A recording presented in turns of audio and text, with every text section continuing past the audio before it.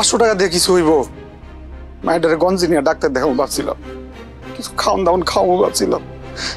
আজকে বিপদে পড়ছি, অসহায় দিকে কিছুই করতে পারতেছি না। তুই এমন করিস না ভাই, তোর 2টা পায়ে পড়ি, আমাদের বাসা। তুই টাকা না দিলে আমার আত্মহত্যা করা ছাড়া কোনো উপায় থাকবো না। কবির, কবির, আরে ও কবিরা, কি হয়েছে? ডাক্তার কেন? এই বৌমা কই রে? কই আর থাকবো, হয়তো কল পরে আছে। কি বলবা তাদের বলে ফেলো।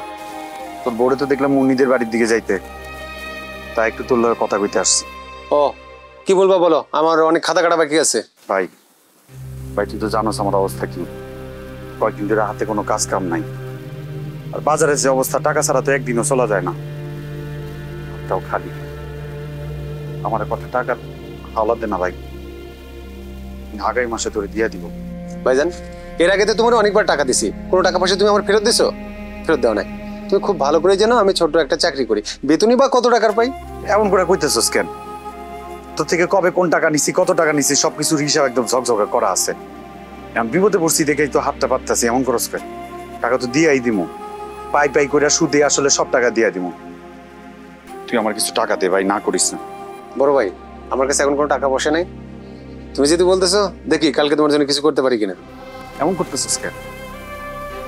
আমি তোদের জন্য কিছুই করি নাই। আমি টাকা চাইলে তোদের কাছে নাই নাই নাই, কি করি নাই তোদের জন্য ক? আজকে আমি গর্তের মধ্যে পড়ছি দেখে তুই আমার লগে এমন করবি?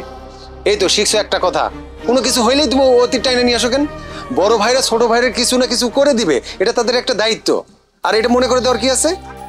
এমন করিস না ভাই, কিছু টাকা দে। আচ্ছা ঠিক আছে, এটা রাখো। কি দিলি এটা? 500 টাকা দিয়ে কিছু হইব? মায়ের গঞ্জি নিয়ে ডাক্তার দেখাবো ভাবছিলাম, কিছু খাওয়ান দাওয়ান খাওয়াবো ভাবছিলাম। আজকে বিপদে পড়ছি, অসহায় দিকে কিছুই করতে পারতেছি না। তুই এমন করিস না ভাই, তোর 2টা পায়ে পড়ি, আমাদের বাসা। তুই টাকা না দিলে আমার আত্মহত্যা করা ছাড়া কোনো উপায় থাকবো না। আচ্ছা রাখো, হাত ছাড়ো। বলছি তো হাত ছাড়ো। তোমার কোনো কিছু বোঝালে তুমি বুঝতে চাও না।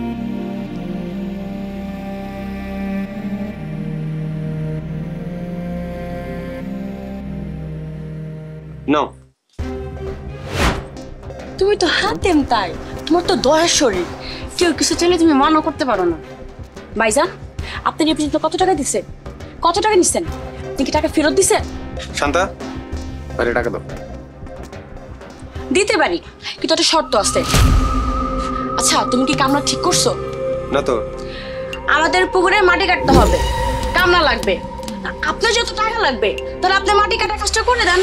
আপনিও টাকা নিলেন, আমারও কামনা ঠিক করা হয়ে গেল, তাই না? সদবোধ। শান্তা, তুমি সব কি বলতেছো? চুপ করো তো।